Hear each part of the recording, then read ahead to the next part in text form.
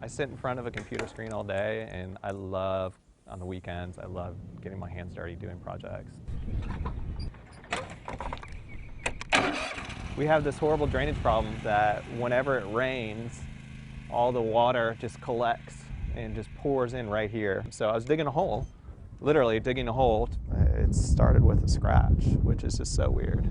I noticed it and thought nothing of it. Zach is my husband. He loves to work outside. He loves to work with his hands. And he was doing this project a few months ago. Well, about 24 hours after the project, he started feeling terrible, dizzy, nauseous, feverish, and his left arm really, really hurt. I knew in my head like there was something had to be wrong, and I had that feeling of like I should go to the ER. 2 days later, in the ER at Mercy Hospital, I've got all 4 girls with me, and we are talking with doctors about how to save his life. It did happen so fast. I mean, it was 48 hours between your first onset of an unusual symptom to on death's door, basically. Zach had an aggressive, life-threatening bacterial infection, group A strep. We're in the ER and they're looking at me saying, you may have missed your window to save his life. And it was just 2 days earlier when you'd been digging in the hole. Doctors said Zach might need surgery, and they said if we went that route, it would be a drastic last resort.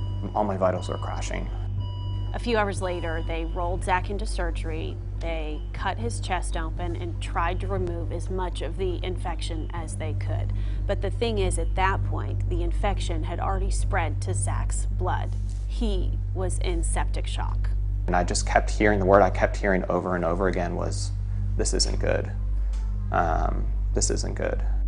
For Zach, it was a small cut on his arm that actually allowed this group A strep infection to enter into his body. You know, and he was just working on his yard. That happens every day to people. But if that infection gets into your blood and it's the right type of bacteria, you know, it could be life-threatening. You could die from it. Eventually, he wouldn't have made it if he didn't get the infection treated. The doctors said his chances for survival were about 50-50. Those are not great odds for a dad with 4 little girls. Go for it. I remember reaching out, Wolf grabbing your hand, and we just kind of looked at each other and, you know, kind of both nodded. You see, Zach had really never missed a birthday, never missed a feeding, a first step. He's really the kind of dad that's there for everything, so it was so hard on our girls to wake up every day and just wonder when their dad would get home.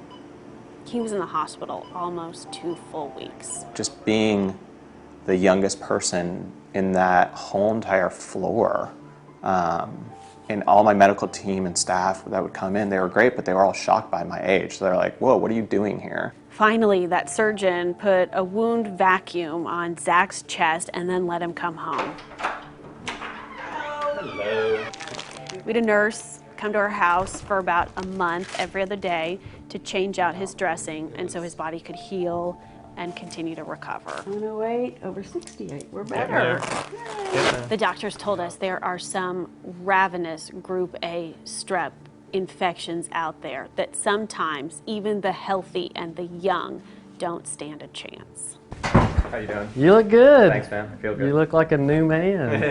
Like a different guy. Hi, Allie. How are you? We wish we'd gone to the ER sooner or called the doctor sooner. That was the lesson that we learned. No, I'm not much of a helicopter parent or a helicopter wife, if there is such a thing. There you go. When you've got such a busy, active family, and I think a lot of families can probably relate to this. When one of you gets sick, it's like, well, you're on your own. Let me know when you're better. I'm going to be over here managing our family. So, yeah, I think after this experience, I'll be paying a little closer attention. When they got to Neverland, Peter Life took Wendy. doesn't have any do-overs. Zach is healthy and he is recovering, and we feel super lucky that we are here together to share our She had story. to warn Peter before it was too late. She made her escape carefully and flew back to the house.